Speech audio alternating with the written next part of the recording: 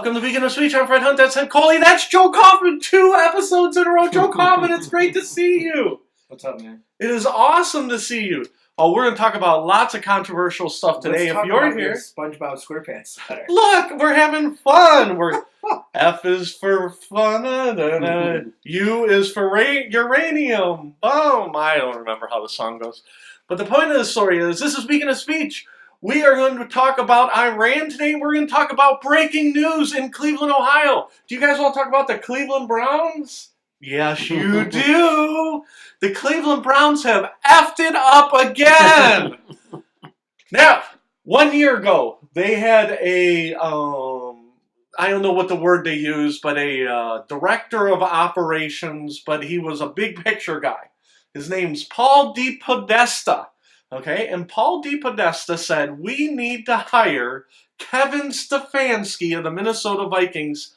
He is all about analytics. And then was it 2018? Yes, and then the owner said, thank you for guiding us. What we're going to do is we are going to ignore you like you're not even talking, and we are going to hire John Dorsey as our GM. We're going to hire Freddie Kitchens as our coach. And after 1 year, they said, John Dorsey, see you in hell. Freddie Kitchens, see you in hell. Paul DePodesta, who do you think we should hire? Paul DePodesta turned around and said, I think we should hire Kevin Stefanski. So today they hired Kevin Stefanski, and then Paul DePodesta and Kevin Stefanski will hire the GM together. And all three people will go and they'll have to go to the owner. They both answer to the owner. So, my question to you, Joe Kaufman and Ted Coley, why is Kevin Stefanski a bad hire? I don't even know who he is. Is that bad? Why is Kevin Stefanski a bad hire? Well, does he have any coaching experience? No. When they started the process, they said, we want a coach with experience coaching and someone who is a leader of men. So what they did is they hired a guy with 0 head coaching experience, and a quarterback coach or something? he was the quarterback coach for the Vikings. Or coordinator or whatever they call him? No. He was a quarterbacks coach, then a running backs coach. He was a position coach for 12 years, and then they made him offensive coordinator. Excuse me, for 1 year. Excuse me, I apologize. That was this year? Yes. Making you upset that hire, huh? Yeah, it made me very upset all the way down. Right? So he is very... So the point of my story is that Kevin Stefanski, and like I said, it's not that he's a bad guy or he, killed a bus full of nuns or anything. They said, we want an experienced coach and leader of men, and then they hired a guy who's all about analytics. Right? Now, it gets worse. Paul DePodesta, who is engineering the head of football operations. Joe Kaufman, do you know who Paul DePodesta is? Yeah. Okay, go ahead, share for our audience. Paul DePodesta. His experience before he came to the Browns was he was the Moneyball guy. Yeah. Oh, okay, that's that guy. He's an analytics guy, right? He's an analytics guy. He graduated from Harvard. Okay? And Paul DePodesta is not like all these other dumb coaches. Kevin Stefanski is not like all the other coaches. He graduated from Penn. Not Penn State, but Penn in the Ivy League. Okay? And they want to bring in a general manager, okay, from the Eagles who also graduated from Harvard. And so they keep talking about everybody being on the same page. They want a leader from Harvard, a GM from Harvard, and a coach from Penn because they want to prove to the NFL that they are smarter than all 32 other. Joe Kaufman is already rolling his eyes at me. You didn't know all 3 of these guys are going to be Ivy League guys. And they said the way to win in the NFL is to use the computers and to run analytics, and you will win football games. So it sounds like they'll probably be more likely to win the Nobel Prize than the Super Bowl. Because Do you know how many World Series that the Oakland Athletics won? That's what I was just going to say, because he did such a great job in baseball. Yeah, they won 0 because what they did is they took analytics and they said, listen, your peak years are between 21 and 26. It doesn't make sense to give these guys big contracts, right?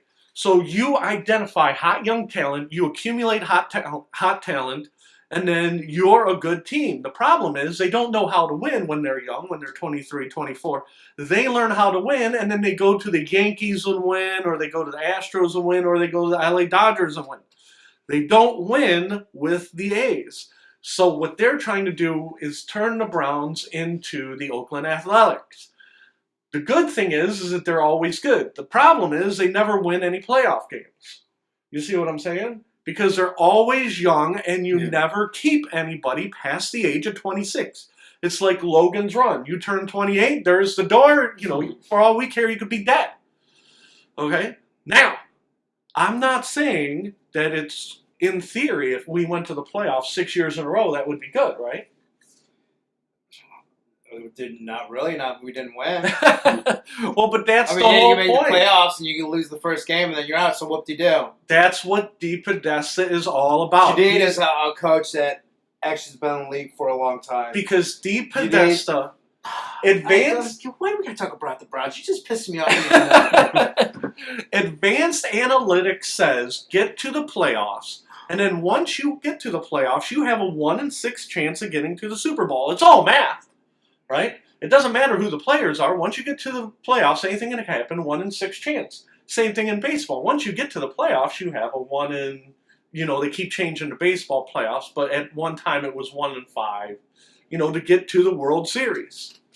So if your goal is to get to the Super Bowl, analytics creates a position where you have a 1 in 6 chance to get to the Super Bowl. You know what's funny? It's like, look at how quick some other teams turn it around. What was San Francisco last year? What was their record? Like 4 and 12 or something? 2 years ago they were 4 and 12, and then last year Garoppolo got hurt, and then this year what are they? 13 and 3. Something like that. It's not that hard. You get a good quarterback, you get a good running back, you get a good coach.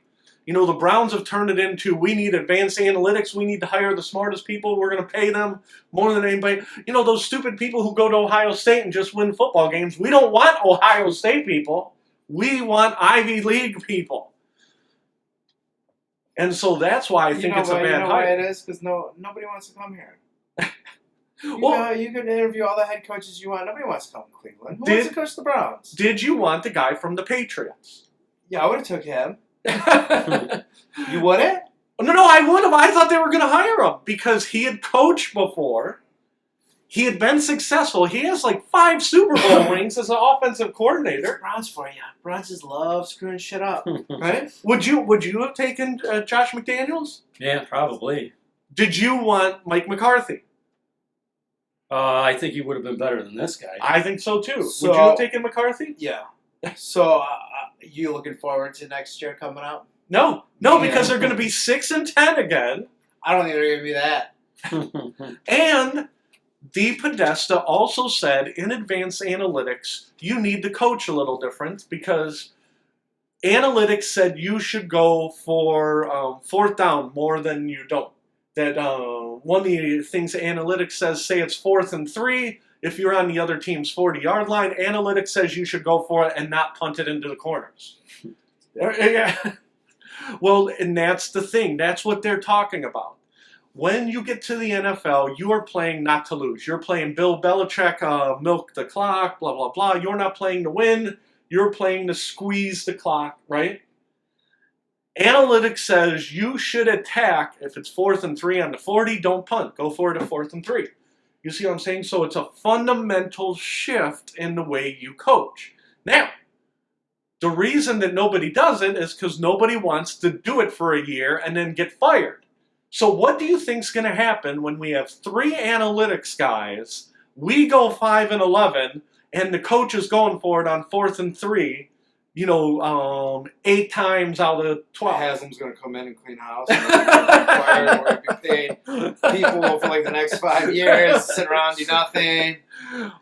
And that's what now, if they came out and they said, listen, we're going to give you a 10-year contract, We don't care if we go 4-12. We're going to sell our souls to analytics.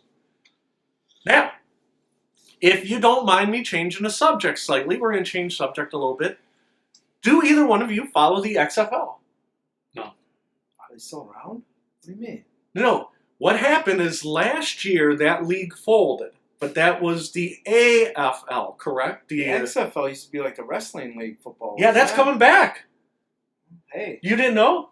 Maybe you'd be sweet. Here's the rule changes to see if you will watch the XFL. The XFL starts in February. It's an 8-team league. They have I am very sorry. 8 teams? 8 teams. Is Cleveland going to have a team? No.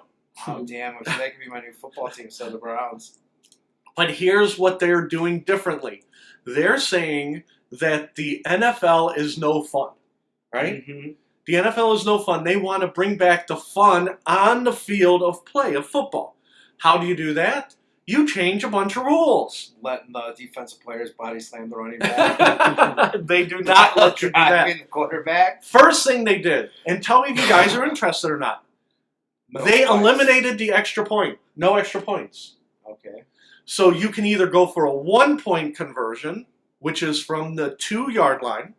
You can go for a 2-point conversion, which is at the 3.5-yard line, or a 3-point conversion from the 10-yard line. Mm-hmm. Okay, so technically, if you're 9 points behind, you can get a touchdown, and then you have to go for the 3-point conversion. You see where I'm going? Now, some of the other rules are when you punt, right? You know how as soon as you snap the ball, you run down there. You have to stand at the line of scrimmage in the XFL. The punter kicks the ball, and then you leave the line of scrimmage once the ball is in play. Because they don't want any fair catches. You see where I'm going with that? No, I'm not arguing. What do you mean they have to? On a punt, say you're punting. Me and we're punting to the other team. We're punting to Ted. You snap the ball to me. You cannot run until after I kick the ball. Oh, okay. Right now, you can run with the snap. Yeah. Okay? So the new rule is, and they also... You really can't run with a snap because you got to block the person in front of you unless you're right, but the guys outside. on the outsides can't run either. Until the ball is touched, you cannot run. So the punt that'd be cool. Yeah. Because you take that back, man. Take off running. And then on kickoffs, they don't want... You know how many injuries there's going to be? That's why they did that. That's what I'm talking about. There is going to be more injuries. People are going to get smashed, man. Like, pow! Because the NFL said that the kickoffs are dangerous. The XFL says, no, it's part of football. And so the kickoffs are going to be from their own 20, so there's no touchback. So kickoffs will be going back to what they used to be when we were kids. And another thing on the punt, we were talking about advanced analytics says never punt. Yeah. Right? Well, they don't want you to punt in the XFL either. What you're going to do is say you punt it out of bounds, and it goes out of bounds at the 2. It comes out to the 35-yard line. They don't want you to punt it out of bounds. So anytime you punt it out of bounds, no matter where you are, if it goes out of the end zone, if it goes out of the sidelines, you get the ball at the 35, right? And that way, you are purposely kicking it to the kick returner. You're not kicking it away from him. And their angle is that it will create more excitement for people who are fans of kickoffs. Now, am I jazzing you on the XFL, or are you like, that's stupid? No, that's sweet. I think I'm going to apply. See if I can get on a team. How sweet is that? That starts in February. And they said the whole focus of the game is to celebrate the game of football between the lines. Yeah. And not turn it into a joyless 17-14 game.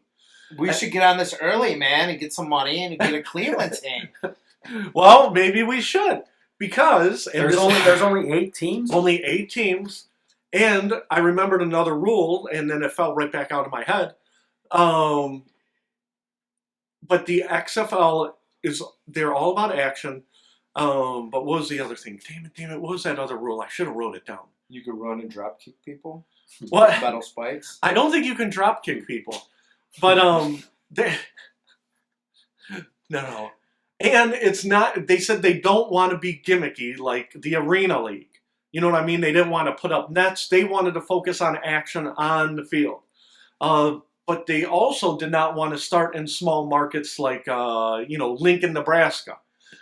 So they got like a New York team, Chicago team, LA team, St. Louis team. And they wanted to go to big markets. So, and it'll be on TV. You can watch it on Fox. How long do you think it's going to last? I think it'll last 2 years? longer. Oh, go ahead. How long do you think it's going to last? I said 2 years. I think it'll last for a couple of years. And what will happen is then the NFL will change their rules to match the XFL. Because the first time the XFL was here, they changed some of the rules. Yeah. You know, like that overhead camera, that's XFL. And I'm trying to think, there's 2 or 3 other rules that the NFL took from the XFL. They drove them out of business and then took some of their rules. So this is the same league that's coming back? This is the same XFL? XFL has slightly different rules the second time around, but is it the same owners? Is it still the Vince wrestling McMahon guy? from wrestling, yeah. He said that he wants to, yeah, I know, he's still the wrestling guy, because he said the NFL is not promoting their star players. They're promoting the Tom Brady's and the, why is my memory so bad today? The Mannings. Eli Manning, Peyton Manning. Not Antonio Brown. And they said they need to be promoting their wide receivers, their awesome linebackers, blah, blah, blah. The NFL promotes the game. I'm sorry. I didn't say anything. You gave me a look like I was like a cheerleader for the XFL. Like, can we please stop talking about the XFL? Cheerleader for the XFL. Will you watch the XFL? Will I? Yes. If it's on free TV, will you watch the XFL? Probably not. If you were born on a February day, Ted Coley, Mr. Football, is not going to watch XFL. I might try. I don't know. I'm pretty skeptical that anything can ever come close to the NFL. So you agree with Joe Kaufman's premise, because he keeps looking at me. We're talking about the guy from wrestling. The guy from wrestling. So at the end of the day, Vince McMahon, I guess he took out a loan for $100 million and said, we're going to start this league up right.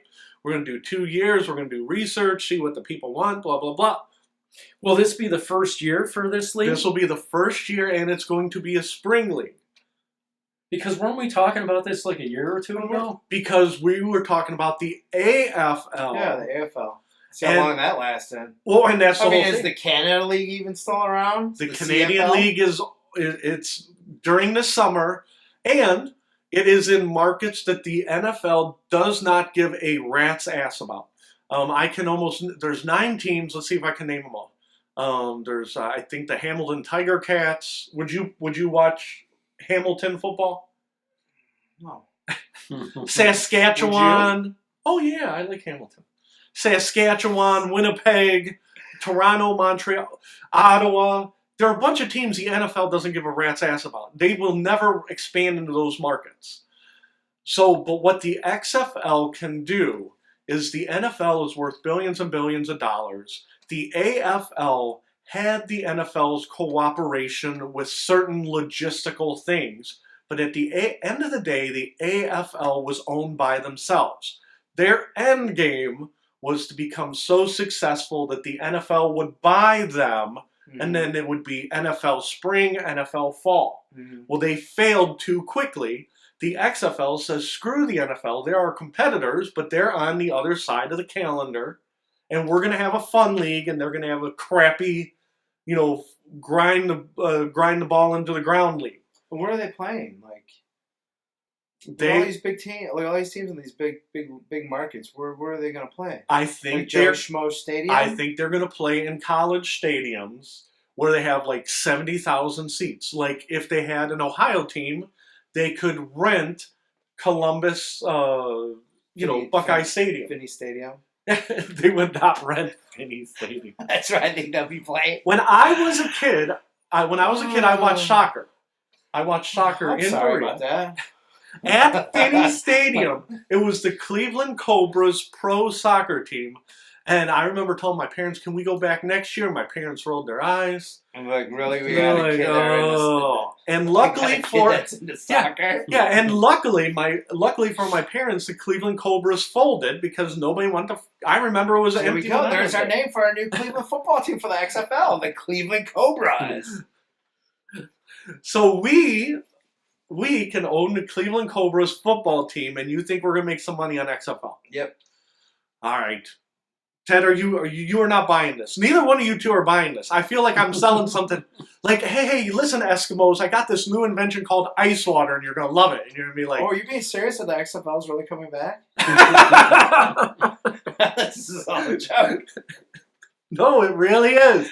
In 2 weeks, when we're done, I'm going to show you the website. Just antagonize. So how many leagues have there been that have tried to go up against the NFL? Oh. There's been like, what, about a half dozen? Since the AFL-NFL merger, there's been the XFL. XFL once, right? And then wasn't there a World Football League? And then there was USFL. And then there was, what was that European League? I don't even know. Andrew Luck's dad ran it. Oh, really? Yeah, with the Barcelona Dragons and stuff. Oliver Luck? Yeah. So there's been at least 5. And the NFL, their premise is, if we don't, and I agree with this premise, is part of the reason people don't care about the NBA in the fall, they don't care about hockey in the fall, they wait until, the NFL goes away, right? The season is too long. Part of the reason the NFL is so popular is they go away and then you can focus on the draft, you can focus on free agency, you can talk about, they make money on things without playing any games. Mm-hmm. When you watch the draft, they're making free money. They're not paying vendors, they're not paying, stadium costs. All that coverage is free money. So neither one of you are buying XFL. Especially if it's run by Vince McMahon. I don't know. I hope it works. But I don't see it working. All right. We're killing football talk. Are you done talking about football? Because you know what Joe Coffin wants to talk about? No. Joe Coffin wants to talk about Iran. I do? Bomb, bomb, bomb, bomb, bomb, Iran. You should play that song. I could add that in post-production. There you go. We probably get sued. But the point of the story is that this past week, Donald Trump bombed Iran. Did Donald Trump make the right decision? I already know the answer before I ask it. Joe Coffman. Yes. Is that the right decision? Yes. Ted Coley. Yes. Actually, no. He should have bombed them twice or 3 times. Fred Hunt, I'm going to go, and I'm going to go. I know you guys aren't going to believe this, but he did make the right decision. Donald Trump did something right. He should have bombed that guy and put him in the ground. Because, believe it or not, we are already at war with Iran. Okay? Did you know that, Ted Coley? Are you talking about like the sanctions and all that? When Donald Trump bombed Syria, okay, we bombed Syria last summer. Mm-hmm. Did we bomb Russia? No, we did not. Did we bomb Syria? No, we did not. We bombed Iranian troops in Syria. That's who Trump bombed. So they're like, Donald Trump bombed Iran. They're like, Donald Trump bombed Iran last year, but nobody knew it because he bombed them in Syria. You see what I'm saying? Mm-hmm. Iran shoots missiles at Saudi Arabia, and then we shoot down the missiles in Saudi Arabia. So it's like, technically, we are blocking the missiles in Saudi Arabia because we are fighting Iran in Yemen, we are fighting them in Syria, and we are fighting them in Iraq because Iran has troops all in those 3 countries. Now, I agree we should have bombed that general because that general was fighting the war in Syria, fighting the war in Iraq, Now, do all 3 of those countries have majority Shiite population? No, everybody is majority Sunni except for Iran. Now, this is where Joe falls asleep because Iran is majority Shiite, and they would love Iraq to be Shiite. They would love Saudi Arabia to be Shiite. They would love Syria to be Shiite, but they're not. And that's why when you're in Syria and you have the United States, Iran, Syria, Russia, Turkey, right? And Turkey is in there because they don't want an independent Kurdistan. I'm already spinning Joe's head around. He's like, what the hell? Why are there 6 countries in Syria with troops fighting? And that's why Donald Trump said, listen, I am going to pull out of Syria. Screw those guys in Syria. We're going to focus on bombing Iran to get them out of the thing. So he made the right decision. The problem is that the American population does not give a rat's ass about the six countries that are in Syria. You're shaking your head, right? Mm-hmm. You just want to bomb Iran. You just say, for the last 40 years, we've been fighting them all over the place. We fight them in Lebanon, right? They go to the Golan Heights and they shoot missiles over there. They give technical support to Syria. They're one big headache. They're one big headache. Just take them out already. But turn it into a parking lot. But Ted is that bad to say? But here is where history is going to prove that you are right, Joe Kaufman. What we did not know as Americans when the Berlin Wall fell, okay? Ronald Reagan said, tear down that wall. Do you remember that? Mm-hmm. We did not know that the Soviet Union was collapsing on their own weight.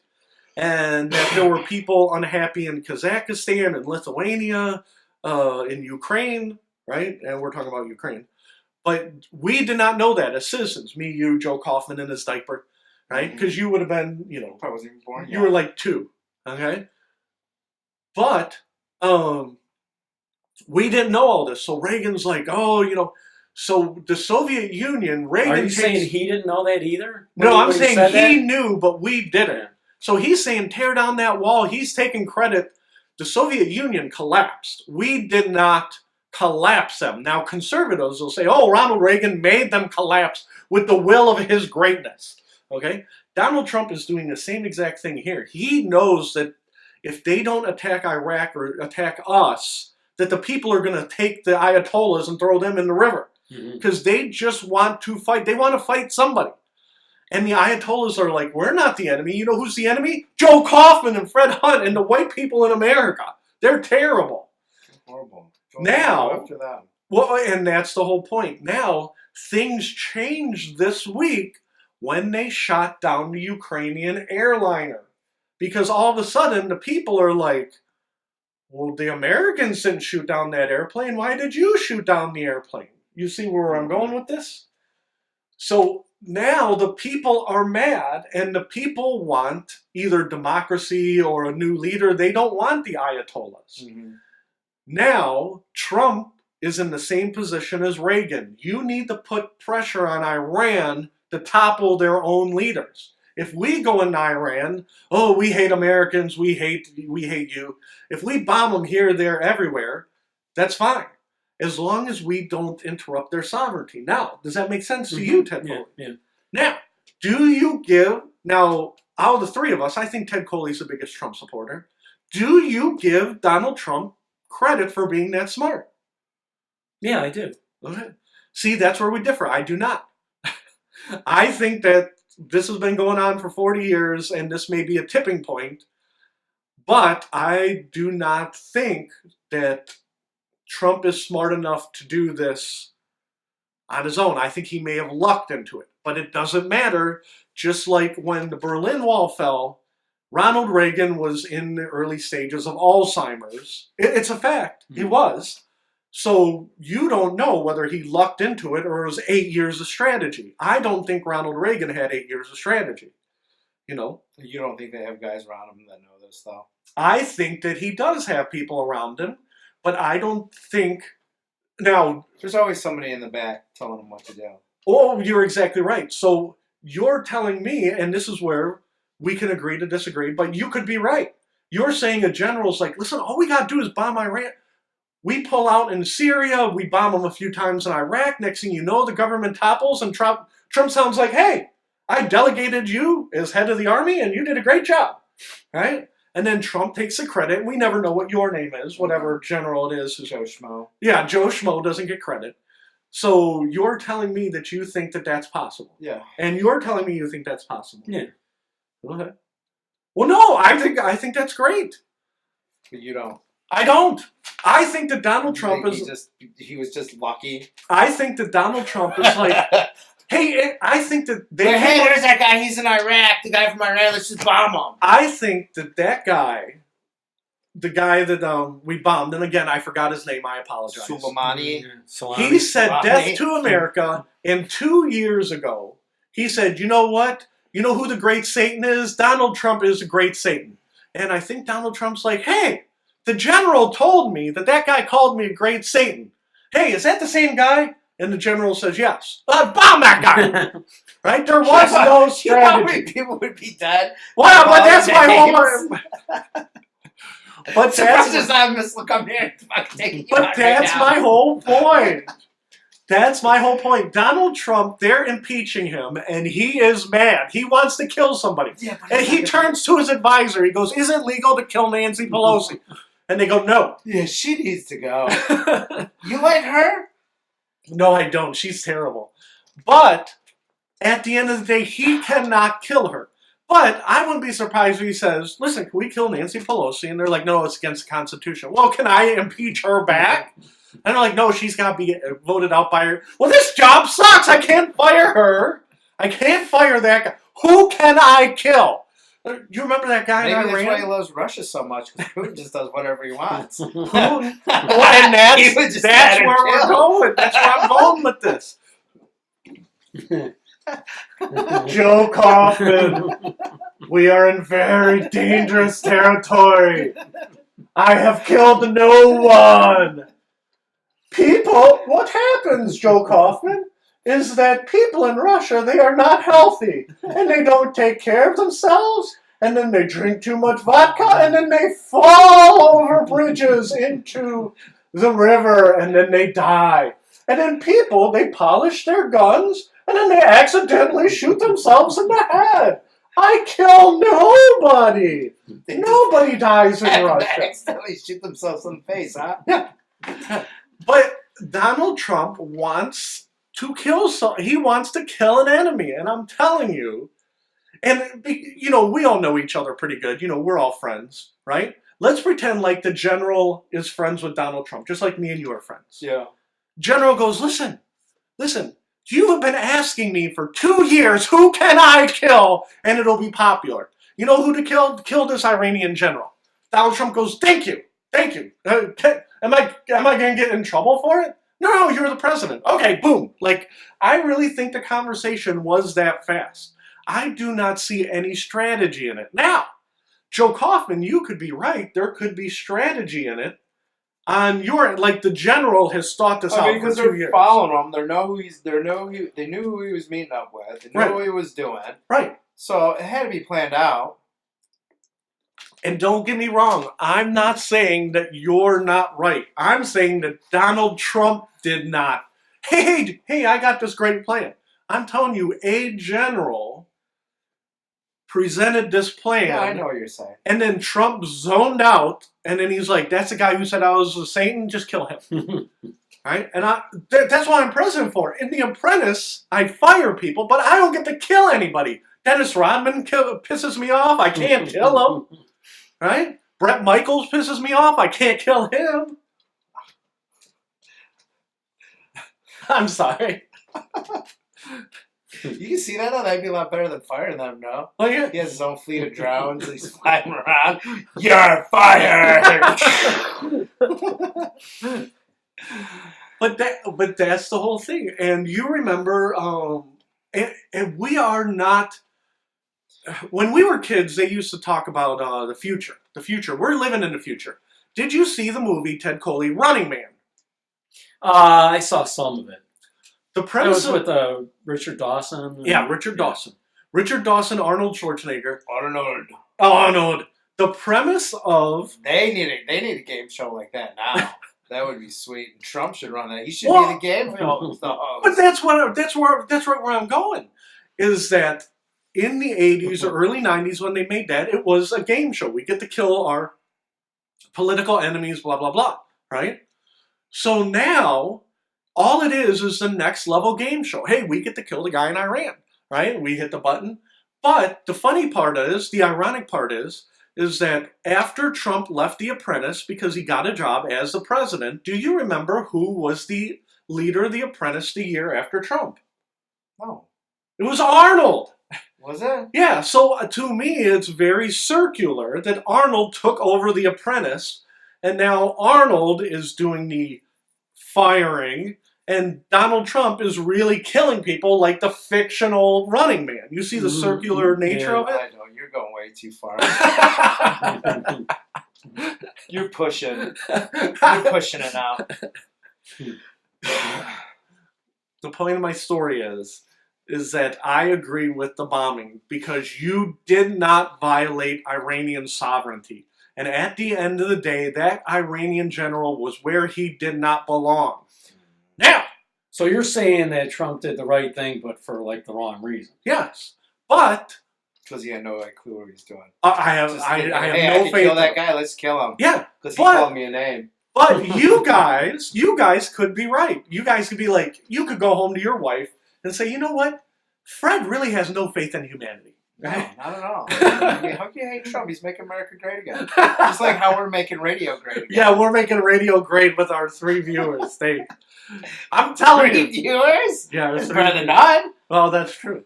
But the next step is, I'm trying to explain some of this to my wife because she's a little confused, okay?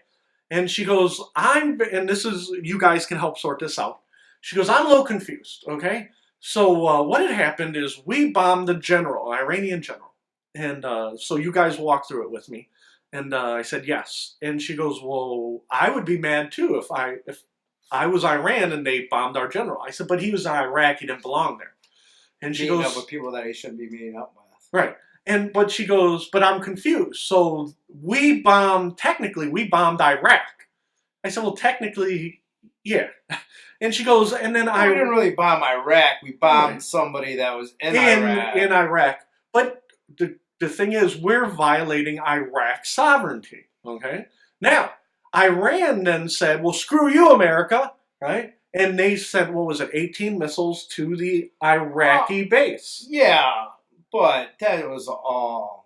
I know. Wink, wink, nudge, nudge. Production. That was a big production. Hey, U.S., we're going to bomb these bases there, so make sure it's clear because we don't want to kill anybody there because we don't want you guys to come back at us making our country one big freaking parking lot with an A-bomb. Right, exactly. Okay, we'll put one big show on, so let us clear the building out. Give us like an hour, then launch your missiles. Okay, let's go and launch now! Right? And that's exactly right. But... and this is why I'm explaining to my wife. And so she goes, okay. But at the end of the day, technically, Iran bombed Iraq again. I said, well, yeah. And she goes, well, isn't Iraq mad? And I said, yes, they want us out of their country. And she said, well, why don't we leave? Which is the question I ask for you two. Why don't we leave Iraq? Because as soon as we leave, you got somebody like ISIS coming in. That's why we can never go anywhere and leave anywhere. No, that's why we're stuck there with bases there and troops there. And so you both agree that we need to stay in Iraq.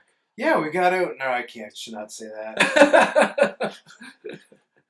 We got to keep the animals contained. We're treading very lightly here. Well, the thing is that I'm not happy that we have to stay there, but I don't think there's any other way. It's like we're like policing everybody over there. We shouldn't have to. Now, but once we leave, it's one big cat.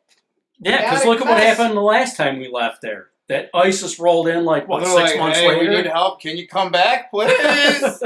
And we had to go back? No. Now, we're going to stop there because I'm going to pause. Okay? Now, Donald Trump, what is his official position about leaving Iraq? Not what you two think. What does Donald Trump think? I don't know. Donald Trump came out today and said, I would love to leave Iraq. Just like you guys said. But we just spent a couple $2 billion on that brand new spanking base outside Baghdad. Right? And we also spent, $10-15 billion to make sure you weren't overrun by ISIS. So we want all your oil fields. Oh, no, but close. They said, we will leave as soon as you pay us back. Oh, God. Might as well just raise up the U.S. flags. USA, all right? So the people of Iraq are like, no, we want you to go. And Donald Trump's like, ooh, we don't want to be here. You pay us all that money back and we will leave. Because Trump is running the country. How's he running the country? I don't know. Like a business. Why would I funnel all this money to build Iraq back and then not have them pay us back? You see where I'm going with this? And so a lot of people who are bottom line business people are saying, listen, we want to leave, you pay us back and we will leave. Now, some people in the Middle East are saying, well, yeah, that's what Americans used to do in the gangster age, right? But this is America. This is 2020. You should just leave Iraq and leave all your money here. Leave all the stuff they give us and we get nothing in return. Right. We never went there in the first place. Right. Which goes back to the Fred philosophy is they should have broke Iraq up into thirds. And that would have solved some problems. It would have created some other problems, but there's always problems. Okay? So the two of you... Wasn't that what Biden originally said too? Yes. And then after he said it, he got in huge trouble because the Kurds are at the north, the Sunnis are in the middle, the Shiites are in the south. God, what a mess. What a mess. It's always going to be a mess over there. Well, but that's the whole point of the story, is that if America invaded Iran... I don't know what's wrong with my stomach today. If we invade Iran, basically we're there for 10 years. Just like in Afghanistan. I don't want that. I know you two don't want that. Oh, God, we're there forever, not 10 years. Yeah. And you get out of Afghanistan. It's on the border of Russia. Who gives a rat's ass about Afghanistan? You get out of Iraq. We don't care if you leave the bases there or not. We'll sign some sort of non-aggression pact. If somebody attacks you, they can kind of diplomacy out of that. Does that make sense? Isn't it amazing how our country, we always go to war, although we always end up staying there. Yeah. When other countries go to war, they don't stay there forever. Yeah. They don't build their bases and then say, hey, all right, we're staying here. We're putting up camps. Sorry. Yeah. Like it or not. And that's the whole thing. They said that countries in Central America want America invade because then they pour billions into the infrastructure and then they hang around and then, they save money on policemen. They save money. You see what I'm going at? And when they ruin everything and run the country to the ground, they say, America, please help us again. Right. And Venezuela, some more money, please. And Venezuela is a perfect example. Venezuela, they ran the country straight into the ground, and the leaders are like, don't come to Venezuela. And the people are like, please come to Venezuela. We don't even have drinking water. Yeah, no, we don't have electricity. We don't have drinking water. Last year on Beacon of Speech, me and Ted, we have fun with each other, Joe, right? Mm. And I like to antagonize Just Ted. like your shirt. Fun. Yeah, fun. We're having fun. But I'm telling you, the one day when I really thought I crossed the line and Ted, I really thought he was going to quit Beacon of Speech. I went home, I said, I think Ted might quit Beacon of Speech because I upset him too much today. It was about a year ago, and it was Venezuela, and a mob saw a cow, right? And they had it on tape, and the mob grabbed rocks, and they stoned the cow to death because they were starving in the countryside. And then I showed Ted the video, and then we talked about it, and then Ted, at the end, he's like, I wish you wouldn't have shown me that. That was terrible. He goes, why did they stone the cow? Because they were starving. So why wouldn't they just shoot it or kill it? Because they didn't have guns. You're not allowed to have guns in Venezuela. Socialists take away your guns. You remember the video, right? Because they literally, the cow's freaking out. And you remember one guy with a big rock, and then they cut the video, and then they come back, and they're like, oh, we got the cow. And you're like, what year is this? I'm like, Ted, this is 2 weeks ago. You remember that? It was like right in the middle of city streets? No, they saw it on a field. Like they're running down. They're like, hey, there's a cow. We're starving. Hey, let's beat it with a rock. We call eat hamburger for dinner. hey, what a great idea. None of them had a knife? Like a machete? Don't they all walk No, but around literally, like, Ted, don't they you- all walk around with machetes down there and shit? No, Ted, you remember the video, right? Mhm. They beat the cow to death with giant rocks. I guess it's beating each other. It's better than beating each other to death than beating them, right? But you remember the video. And you Was it remember that me and you gruesome? Yeah, it was pretty bad. It was disturbing. I would guess it is. And so when you're- with rocks, when you're in that level of despair, you want the Americans, and you're like, oh, we don't care, come to our country. But then you turn into the Iraqis. The longer you're there, the longer they hate you. yeah, isn't it time It's for like you kind to of go being like home? a marriage. Like your marriage, you end up hating each other. Isn't it time? Isn't it time for you to go already? Please leave. Oh, that's funny. Are you trying to tell me foreign policy is like a marriage? Yeah. We need to leave. We're time to leave Iraq. They're sick I of think us. it's time for us to separate now, okay? And then we'll come back in a year or two and see if we can work things out.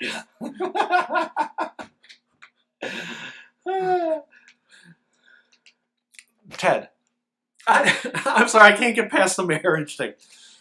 So far, you think that Donald Trump has made all right decisions in the last couple of weeks? Yeah, I think so. Okay. Because I'm going to agree with you. Now, if you watch... You're not really agreeing with him. Because he's saying Trump did it because he knew what he was doing. You're saying he was just, hey, I don't know, dude, I'm just going to bomb that guy because I can bomb him. Right, but he says that Trump is doing a good job. Last couple of weeks, Trump's been doing a good job, right? And I think he's been doing a good job the last 4 years. My 401k's up like 30%. the stock is to 20. I'm telling you right now, I made the prediction, and we'll talk about this very briefly. We're going to get off topic, okay? We are in big trouble if... Now, you know I'm independent. You know I voted libertarian. You both make fun of me about it, okay?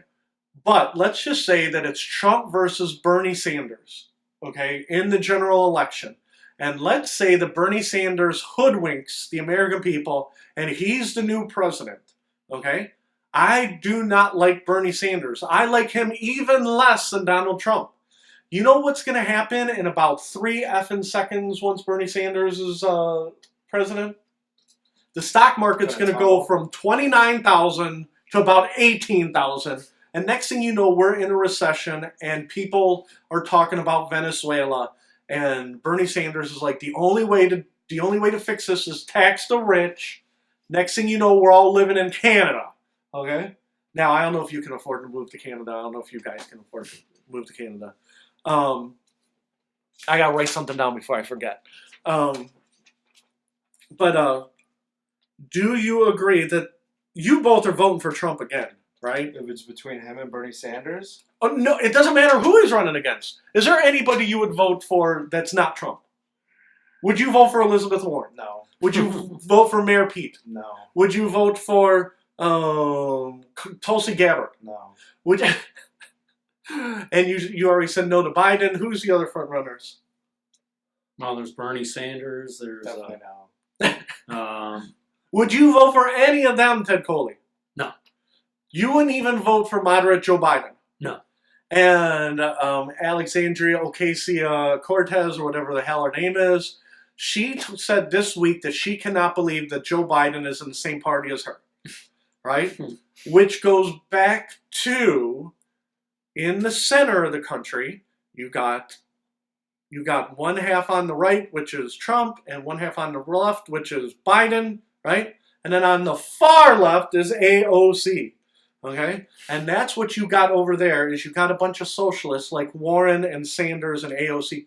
You cannot vote for socialists. You just cannot, okay? And that's where I agree with the two of you, okay?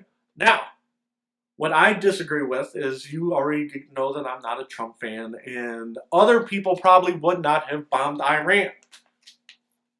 But... So are you going to vote, like, third party again? It depends, because who is going to run third party? Well, they're not going to win anyway, so you're just wasting your votes. Gary- Just vote for Trump, Gary Johnson... right? Depends. Gary Johnson is not running. Bill Weld, who was the Libertarian vice presidential candidate, he is running for president. Did you know that? I think I did know that. Did you know that? No. You can go to the Republican primaries and either vote for Donald Trump or Bill Weld. Which one are you going to vote for in the primary? Trump. Yeah. So you aren't voting for Bill Weld. And, are you guys going to vote for Bloomberg? Oh, yeah, he's running too. Yeah, I forgot about Bloomberg. I don't know. See, I'm not voting for Bloomberg either, because what you're going to do is let's just say you vote for Bloomberg and Bloomberg wins. So you're trading in Republican billionaire Donald Trump for Democrat billionaire. No, I'm not voting for Bloomberg because he's the one that tells Democrat. you can't do this, you can't do that. You can't do this. New York, we're not selling you any more pop anymore. You can't have extra large. You can't drink extra large fries. Yeah, we're not doing that. And next thing you know, once you start voting in billionaires, you're in an oligarchy. Okay? I think Trump calls Bloomberg Mini Mike. Now let me turn to Ted Coley. Ted Coley, do you know of a famous oligarchy in the world? Famous? Don't insult me, Ted Coley! We are a democracy, just like you! It's Russia. No, we are not an oligarchy! They keep voting for me, and everybody who runs against me, they get sick. They don't feel so well. And then they vote for me because they see what a virile man. I can impregnate many women. I am not an oligarch. I am the head of the beautiful Russian democracy. Do you have a Russian flag here that I can salute the Russian flag? I'm sorry, I love doing the Putin thing. Joe gets sick of it, I know. But the point of the story is that I'm not voting for Bloomberg, and every time I do research on anybody that I would want to vote for, they don't make any hay. Like they're polling at 0.5%, or they poll at 0%, and they drop out. The people who run it, you guys don't want to hear me going off about the Democrat Republican parties. So who would you vote for? Who would you vote for if they were running?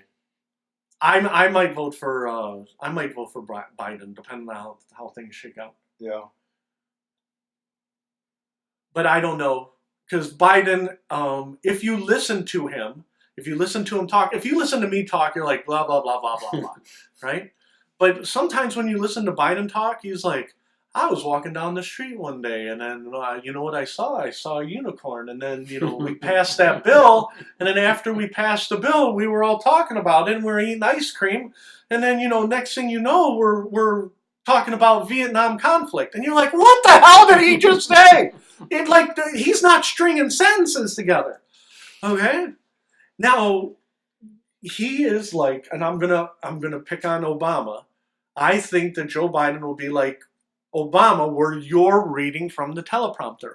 When you vote for Trump, you're basically voting for Beacon of Speech guys. You're voting for Fred, who's going to scream, or Joe Kaufman, or Ted Coley, whatever comes to your mind. Hey, So, but I don't want to talk about who I'm voting for because it's going to suck. No matter what we do in 2020. And what's going to suck even more is we're going to get socialists, and then you're going to have somebody like Oprah who's going to jump in at last minute and say, I want to run. I'd vote for Oprah. And it's going to be Oprah versus Trump, and I'm going to be holding my head. I'm like, we might as well be Russia. That would be one good reality TV show, huh? Well, no, because then you're running the government like a reality TV show. Trump versus Oprah would be Tonight at Fox, 8 o'clock. Tune in. Oprah versus Trump. Who's gonna win? Before I forget about Iran, I want to circle back around. We were talking about my wife. So she said one party bombed Iraq, the other party bombed Iraq, and she said, well, who was on this plane? I said, well, it was a bunch of Ukrainians, and it was a bunch of Canadians. Mm-hmm. And some people in Canada have said Canada should declare war on Iraq or Iran. Yeah, there were like 15 Canadians or something on that flight, right? Yes, there were. They said that there were professors from 20 different universities on that flight.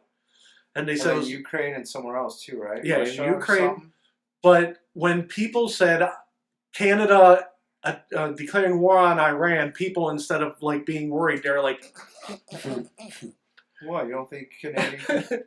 So my question is, do you think Canada would ever declare war on Iran? No. You don't think No. so? I don't think so either. Because when I look at Trudeau, right, I'm looking at Trudeau, I'm looking to the north, right? All I see is a guy who's just like Mayor Pete. He's just a young kid who's like, you bombed our people. What are you going to do about it? Nothing. What's the United States going to do? He's calling Trump. Yeah. Trump, what should I do?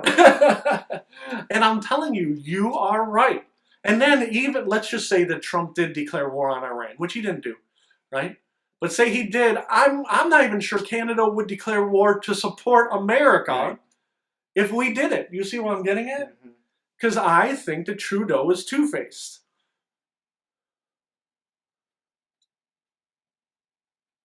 I mean, how much of a military does Canada have?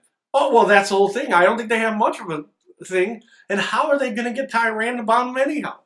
You know what I mean? My understanding is that they mostly have a national defense, just to protect the Canadian borders, but they don't worry about us invading. And then they have a minimal foreign force in case there's ever a war that you have to train, So at one point there were Canadian troops in Iraq, but it was literally like 110. Yeah. You know what I mean? So we can train our army leaders about how war goes, but they're not going to learn about it in Saskatchewan. They got to go to Baghdad and see a real war. But they're not going house to house nitty gritty Iraq stuff. They're not kicking out ISIS, the Canadians. And no offense. Maybe they are. Maybe you just haven't seen it. They're doing door-to-door raids. Hey! Any Iraqis in here? Hey! One of my favorite things to do is to pick on Ted about Garfield Heights. So before I forget, I want to pick on you about my trip here. There was an accident right in front of me at 480 in Tiedemann. Right? You probably caused it. Well, when I pulled up to it, everybody's slamming on their brakes. And there's four lanes. I caused it because I got here before you. Did you? You could have. Yeah, I could have. It was 4 lanes of traffic. There was a truck that was facing me in lane 3, and then another car that had hit it head on, but they were like a head-on collision. How did that happen on 480? Right? And that was in the 3rd lane, and then I was in the slow lane, and there was a car that was stopped, and then in the berm there were 2 more cars, and they were both smashed up, and there was a lady in the berm, right? So I'm like, God damn it, I gotta get to lane 2 because traffic is still going through lane 2. You see what I'm saying? I'm stuck in lane 1, I can't go on the berm, okay? Because there's a lady laying in the berm. I'm like, God damn it. Okay, well, I shouldn't say that because she's probably dead, and now I'm going to hell for saying that. But I'm like, I gotta get in. Going to hell anyway. Yeah, thanks. But I gotta get to lane 2, right? But everybody in lane 2 is doing 50 miles an hour. So the point of my story is, I'm like, I gotta get over lane 2. So I'm agitated because I'm like, of course there's no police there. There's people laying in the street. People are pulling off to the side because they see the lady laying in the berm. And I'm like, well, is she actually in her car or is she? No, she's out of the the car. She's out of the car laying there. Oh my God, laying on the ground? Yeah, laying on the So ground. did she fly out of her car then? Well, her car was, the door was open. The passenger door was open. Her door was smashed, and the was her front, it was totaled.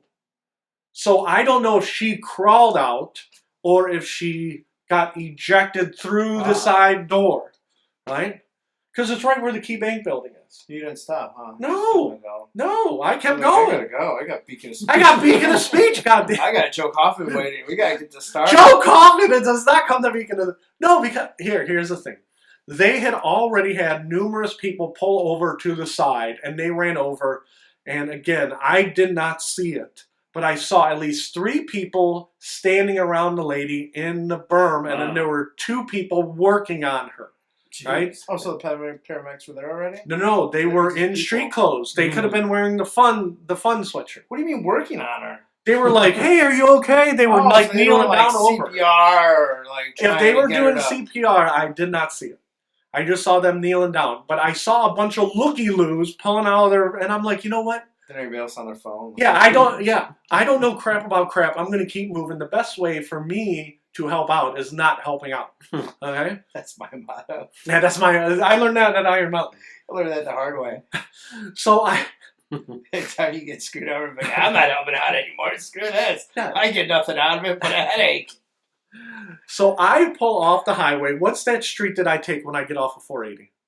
Transportation. Yeah, so I get off on transportation, and I'm waiting at transportation. I'm coming down, and right before I get to the light, I look to the left, and there's a sidewalk, and the sidewalk turns, and it goes into a vacant field. You know what I'm talking about? And at the end of the sidewalk, there's a sign that says sidewalk ends, and it blocks you, right? I seen that. So in my head, I'm like, do you really need a sign? You cannot tell that the sidewalk just ends and you go into a field, that you need to spend money on a sign? Yeah, what happens if you're blind? But the sidewalk is across the street from a major highway. 480 is one of the main thoroughfares and has hundreds of thousands of cars going through. So the point of my story is, Ted, if you ran Garfield Heights, would you put a sidewalk sign at the end of the driveway? No. No, I wouldn't either. Would you? Yeah. Because you don't want to get sued. Yep. Ted, you know what I'm talking about. Is that field really that dangerous where you have to put a sign that says sidewalk ends? I would not only put a sign, I would have a blinking, flashing light up there, too. And you would need something for deaf people, too, so you'd need a recording saying, like an electric this sidewalk fence. is closed. This sidewalk is closed. At 71, at 77 and 480. I'm going to ask you a quick question and we'll end Beacon of Speech on a low note.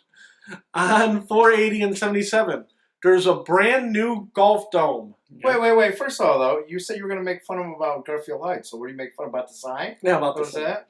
That was that. I didn't want to beat into that. Because I could tell you guys well, are not. What are they doing over there? Wasn't that supposed to be something and they just stopped? It's just mud. No, there was a structure down there too. Like they were going to build something there, and they were just like, "Nah, we stopped." Oh yeah, that was a long time ago. Like 10 years ago, I think, around the financial collapse. Is that? Yeah.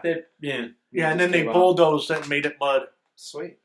Golf dome, very quickly. Do you have any interest in going to that golf dome? It's not a dome. Okay, Golf World. That new one that they built over there. Yeah, 77 480. Probably not. I don't like golf anyways, so no. I probably won't go. Do you have any interest in going? No. The reason I ask is we were talking about Golf Dome, and I know it's not a dome. I know it's just a net.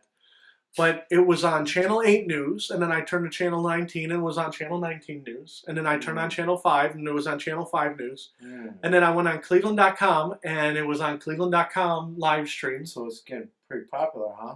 Well, it was all before it opened. So this goes back to the business model very quickly. We need to convince people to pay for Beacon of Speech because my wife goes, well, that's not really real news. It's just some golf place that's opening up. I'm like, for all I know, the golf place is paying the news channels to come cover the opening, right? And she's like, well, that's not how news works, is it? I'm like, I don't want to talk about this. So my angle is, and this is where it turns into Beacon of Speech, is how do you convince people to watch Beacon of Speech without paying? Like, Golf Dome would be like, we'll pay you $5,000 to come cover Golf Dome. Are you in for that? Splitting $5,000 3 ways. Yeah. Ted, what's your answer? Do you want to go to Golf Dome? Do I want to go there? Yeah. Do you want? If they paid Beacon of Speech, you do a remote from Golf Dome. No, yeah, I would go then. Okay. And And you Ted, go? I don't want to go to Golf Dome. Even though they're paying you? Now you are in a slippery slope and it's not Golf Dome, it's Golf World. So I apologize. Golf World? Joe keeps saying golf. Joe keeps saying it's not a dome. I thought it was like high-rise golf or something. It is. What it is that there's two platforms. There's a platform here. Yeah, I know what it is. And then there's the second platform, and then the third one. I know like multiple ones. Isn't right. That? And then there's like a bar and restaurant there. Wait till somebody gets plastered and they fall off the edge. Have to die. And there's a point system like in well, that's the whole thing. It's like bowling where, it says, 7-10 split and it has a screen and it says, your ball, there's chips in the ball. Your drive went 133 yards. How does it know though? Because there's a net, so how far does the ball actually go? It tracks where it lands. Or, say it fell, your ball went 10 yards, right? Yeah, but how far is the net away, though? I think straight ahead, it's like 200 yards. No, that's not right. I think it's like 400 or 500 yards and then 100 yards to the sides. Oh, okay, so you could drive it like 300 yards. Right. Because when it looks like the net's like 50 yards. So I'm like, how are you going to practice like that? Because how do you know if your ball's slicing to the left or to the right? If it's hitting the net 40 yards in front of you. And I don't think they give you drivers. I think they give you like 3 irons. So you can't even like bring your own golf clubs there with like. Well, that I don't know. You would have to ask. But now here's where we run into problems because wouldn't it be easier just to go golfing? Or go to a driving range. This is the problem. You guys are answering my next question before I ask it. So Golf World pays us $5,000, and then Joe is saying, "I can't bring my own golf clubs. It just costs $50. It's kind of a ripoff." And then Ted goes, "Well, wouldn't it just be cheaper? If they pay me, I wouldn't say that. Okay, cool. Pay me 5 G's, whatever." And now you are figuring out the problem because when Channel 8 is at Golf Dome, they like send Kenny Crumpton or whoever. And they're like, Golf World. I'm sorry, I keep saying, Ted's laughing at me every time I say Golf Dome. So Kenny Crumpton goes to Golf World. He goes, "This is the greatest place in the world. And these are good chicken wings. We love chicken wings. Oh, and look how much fun it is. I hit it 100 yards. Yeah, this is fun." Well, it's not really news then, right? Nobody said what you two were just saying. Isn't it just easier to go golf? Isn't this just lazy person golf? Right? You're not getting any exercise. You're just eating and swinging a club. So it's not really... And so everything you say is all valid, but we can't say it if they're paying us to be there. No. And that's why the news today, how do you get a job where you can say what you want to say and they still pay you? Because nobody wants to hear that. Nobody wants to say, Golf World's kind of a ripoff. Get them out of here! We paid you $5,000, and then they can't say that on camera. They just, say you suck and, write mean things about you on the internet. Yeah. It just sounds to me like this is going to be a place for people with a lot of money to go and pretend that they're golfing. Yes, well, that's what it is. That is 100%. But when I looked on Cleveland.com, Channel 8, Channel 19, Channel 5, nobody was saying that. They're like, this is fun! Yay! Let's have it. Let's get some mozzarella sticks. How much are those mozzarella sticks? And they never tell you the price. Those mozzarella sticks are yummy and they're very reasonably priced. Right? $35 for 6 of them. Yeah, and that's the whole thing. Kind of like that bowling place too. You guys ever been there? Main event.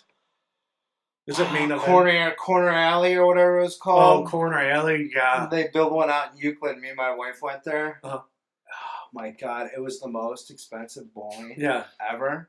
And I'm like, I forgot what the price was for like 2 games. Like it was like $50 or something outrageous. I'm like, are you kidding me? Never went back. We had a party at Main Event downtown, or not Main Event. What was the bowling place called? You said Corner Alley. Maybe it wasn't Corner Alley. What's the one in downtown Cleveland? What's the bowling? What party? Who had a party? We had an Iron Mountain. Iron Mountain had that like the sports complex something of Cleveland. No, you're thinking of a different year. No, I know, because they had the bowling alley in there, then they had the bar on the other floor. When we went to the sports complex, that was nice, and they had a bowling alley there. But like the year I before, don't think I went to that. they had a party at the bowling alley, and they said everything downstairs is free, but you have to pay for the bowling. I don't think I went to that. Okay. And so we stayed in the downstairs party, had a really good time. They went upstairs, and I think Jen Higgins went. And she was like, it was really expensive to bowl. It's like, how do you have a company party, but this part of the company party is free, and this part you have to pay for? Because they didn't want to pay for the expensive ass bowling. Yeah. And so it was nice the year we went, because that was fun. That was fun, because they paid for the bowling. Yeah, that was So- a good party. That party. Yeah. Yeah, the corner alley. I didn't go to that one. How was your Christmas party this year, guys? Who's work Christmas? Yeah, party? your work Christmas party.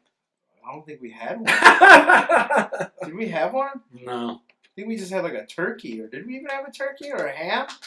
Yeah, I think we had a ham. The four of us When sitting in the room eating turkey or ham. we worked together, we had some decent work parties the first couple of years. Yeah, nobody works there anymore. Now that So nobody boring. works there, they don't have work party. So What about you? Did you have one? Yeah, we did. We had a potluck. Inside the bus. No, inside the what's it called? Inside the bus garage here. Yeah, it's like a meeting room bus garage area. Sounds like fun. I ate a ton of food. Yeah, now I'm grinding it to a halt. Okay, we're at the 110 mark. We're done. I'm Fred Hunt. That's Ted Coley. Wait, no, That's Ted Coley. That's Joe Kaufman.